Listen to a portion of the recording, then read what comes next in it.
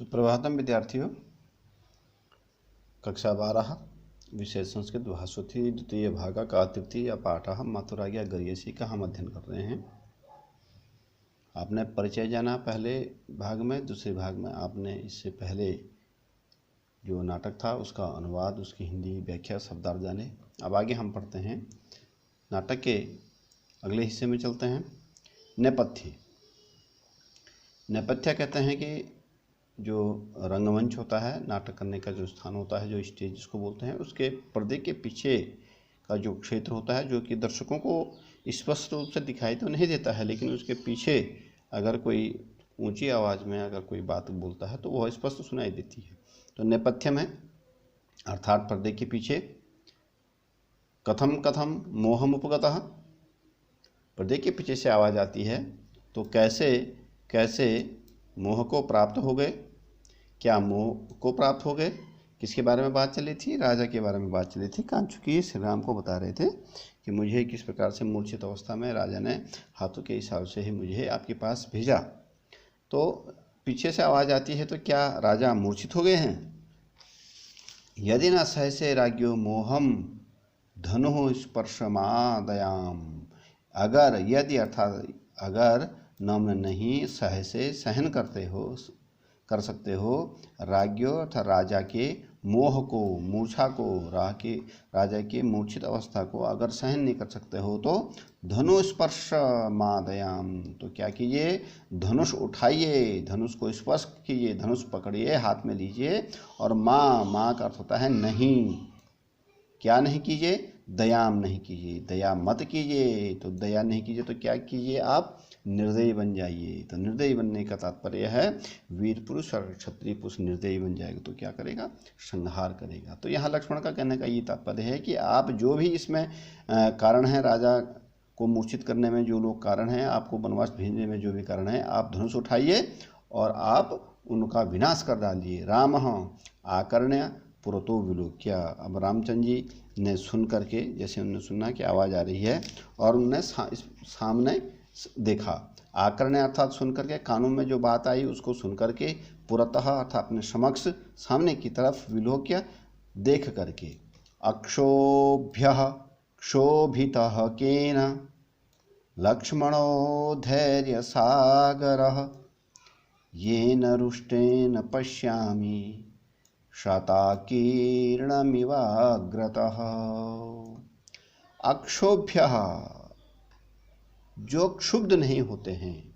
क्षोभ्यः न अक्षोभ्य, जो दुखी नहीं होते हैं, जो क्षुब्ध नहीं होते हैं। क्षोभित, वो दुखी हो गए हैं। केन अर्थात किसके द्वारा, किससे, तृतीय व्यक्ति एक वचन का यह रूप है। लक्ष्मणः, लक्ष्मण संज्ञा है। धैर्य सागर, श्री रामचंद्र जी कह रहे हैं कि भाई जो लक्ष्मण धैर्य के सागर अक्षोभ्य हैं, कभी भी जो दुखी नहीं होते हैं, जिनको क्रोध नहीं आता है। किन क्षोभितः, उनको किसके द्वारा क्षोभित कर दिया गया, किसके द्वारा दुखी कर दिया गया, या किसने उनको क्रोधित कर दिया है? ऐसा वह कौन सा कारण है कि जिस कारण से लक्ष्मण आज इतने दुखित होकर के क्रोधित हो गए हैं?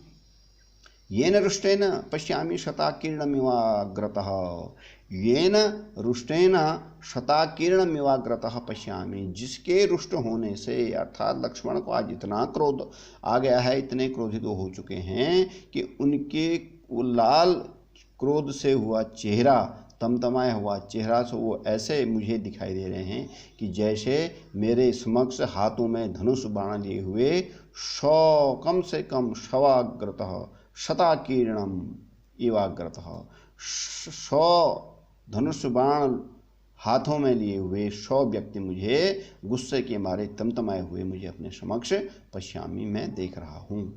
ततः प्रविशति, उसके बाद प्रवेश करता है। धनुर्बाण पाणि लक्ष्मण, धनुष और बाण, पाणि कहते हैं हाथ को, अपने हाथ में धारण किए हुए लक्ष्मण सक्रोधम, लक्ष्मण गुस्से में आकर के, कथम कथम मोहम उपगत इति, क्या मूर्छित हो गए हैं इतना?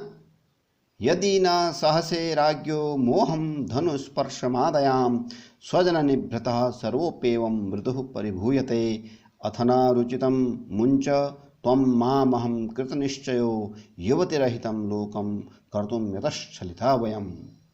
यदि अगर नम्र नहीं सहन कर सकते हो, यदि आप राजा की मूर्छा को सहन नहीं कर सकते हो तो धनुष उठाओ, इस धनुष पर से आप धनुष हाथ में लो। माँ दयाम, मामन नहीं दयाम, आप दया मत कीजिए, आप उनके ऊपर दयालु मत बनिए, उनको यूं ही मत छोड़ दीजिए जिनके कारण महाराज आज मूर्छित अवस्था में हैं। स्वजन निभृतः सर्वोपि अपि एवं सर्वः धन अपि एवं, यानी अपने जनों पर, अपने लोगों के प्रति कोमलता का स्वभाव यानी कोमलता दिखाने वाला कोई भी व्यक्ति मृदु परिभूयते, जो मृदु स्वभाव का अपने लोगों के प्रति व्यवहार करता है उसका हमेशा तिरस्कार ही हुआ, परिभूयते उसका तिरस्कार ही किया गया है। अथ न रुचितम मुंच, और न अथ न अब नाम रुचितम, नाम नहीं रुचितम, यदि आपको अब अच्छा नहीं लग रहा है तो मुंच त्वम मामहम, आप जो हैं माम धन अहम माम अहम दीर्घ संदेश में आप मुझे अपने सेवा के बंधन से छोड़ दीजिए, मुझे स्वतंत्र कर दीजिए। कृत निश्चयो अहम कृत निश्चयो, मैंने दृढ़ संकल्प कर रखा है, मैंने ऐसा निश्चय कर लिया है, ऐसा प्रणय कर लिया है कि मैं युवती रहितम लोकम, मैं इस संसार को ही युवतियों से रहित कर दूंगा। यतश्चलिता वयम, क्योंकि यतः हमने क्योंकि छलिता वयम, इन्हीं के द्वारा हम छले गए हैं, इन्होंने ही हमें छला है। इस प्रकार क्रोधित लक्ष्मण को देखते हुए, लक्ष्मण के गुस्से को देखते हुए सीता कहती है, आर्यपुत्र, हे श्रेष्ठ, हे पतिदेव, श्री रामचंद्र जी को कह रही हैं, आर्यपुत्र रोदितव्ये काले सौमित्रिणा धनुर्गृहीतम, रोदितव्ये अर्थात इस रोने के समय में, रोदितव्ये काले जिस समय की हमें दुखी होना चाहिए, रोना चाहिए, लक्ष्मण को दुखी होना चाहिए, रोना चाहिए। सुमित्रा के पुत्र हैं लक्ष्मण, इसलिए उनको सौमित्र भी कहा। तो सुमित्रा के पुत्र के द्वारा इस समय धनुर्गृहीतम, उन्होंने धनुष धारण कर लिया है। धनुष धारण करने का तात्पर्य है वो युद्ध करने के लिए तैयार हो गए हैं, वो किसी का जीवन हानि पहुंचाने के लिए वो तैयार हो गए हैं। अपूर्वः, ऐसा मैंने इनका कभी भी इस प्रकार का प्रयास नहीं देखा। खलु अस्य आयासः, खलु निश्चित ही, अस्य इनके, अस्य कस्य, अस्य लक्ष्मणस्य, इन लक्ष्मण के इस प्रकार का मैंने प्रयास, ऐसा क्रोध, ऐसा गुस्सा मैंने इससे पूर्व इन्हें नहीं देखा। अपूर्व यह गुस्सा है, इससे पहले यह गुस्सा कभी इनको आए नहीं, या तो फिर मैंने देखा नहीं। रामचंद्र जी कहते हैं, सुमित्रा माता, बड़े प्यार से कह रहे हैं, हे सुमित्रा की माता वाले, सुमित्रा जिनकी माता है ऐसे, या सुमित्रा के पुत्र, हे सुमित्रा के पुत्र लक्ष्मण, किमिदम, यह क्या है। लक्ष्मण कथम किमिदम नाम, ये क्या क्या, यह क्या है, यह क्या है, इसका क्या मतलब है, इसका मतलब क्या, आप पूछ रहे हैं कि यह क्या है, क्यों अभी आप यही कह रहे हैं कि यह क्या है, ये क्या, इतना सारा कुछ हो गया है, महाराज मूर्छित हो गए हैं, आपको वनवास दिया जा चुका है, उसके बावजूद भी आप कहते हैं कि यह क्या है। क्रम प्राप्ते हृते राज्ये भुवि शोच्याशने नृपे इदानीमपि संदेहः किम क्षमा निर्मनस्विता। क्रम प्राप्त यानी क्रम से मिला हुआ, क्रम से प्राप्त, क्रम कैसे, वंश से, पहले परदादा को, फिर दादा को, फिर पिताजी को, फिर यानी वंश परंपरा में जो सबसे वरिष्ठ पुत्र होता है उसको मिलने वाला जो राज्य है वह हृदय, वह भी, उसका भी अपहरण कर लिया गया है, उस राज्य का भी अपहरण कर लिया गया है, यानी वह धोखे से आपको न दे करके भरत को राजा बना दिया गया है। भुवि शोच्यासने नृपे, और शोच्यासने नृपे भुवि, राजा नृप अर्थात दशरथ यानी पिताजी दशरथ जो हैं वह मूर्छित होकर के भुवि अर्थात भूमि पर पड़े हुए हैं। इदानीम अपि संदेह, इसमें भी आपको अभी और कुछ और संदेश है। इस महाराज की शोचनीय अवस्था को देख करके और आपसे राज्य छीनने जाने की अवस्था को देखने के बावजूद भी आपको यह लग रहा है, इदानीम अपि संदेह, आपको अभी भी इसमें कुछ संदेह है, आपको इसमें अभी भी किसी प्रकार का संदेह है कि यह टल सकता है। किम क्षमा निर्मनस्विता, यह क्या कायरता है। किम क्षमा, यह क्षमा करने के जो आदत है वह निर्मनस्विता, यह आपको अपने अभिमान से शून्य नहीं कर रहा है। यह क्षमा जो है कायरता नहीं है, यह क्षमा जो है अपने आप को अपने गर्व से नीचे नहीं गिरा रहा है, आपके अहम को यह गिरा नहीं रहा है। इतना सब कुछ होने के बावजूद भी आप कह रहे हैं कि यह क्या है। रामः सुमित्रा माता, हे सुमित्रा माता है जिनकी, ऐसे यानी हे लक्ष्मण, अस्मद् राज्यभ्रंशो भवतः उद्योगम जनयति, यानी मुझसे राज्य का छीन जाना, भवतः उद्योगम आपके उद्योग को, इस प्रकार के आपके प्रयास को, इस प्रकार के क्रोध जगाने को, यही आपका क्रोध उत्पन्न कर रहा है। आह, अरे बड़े दुख की बात है।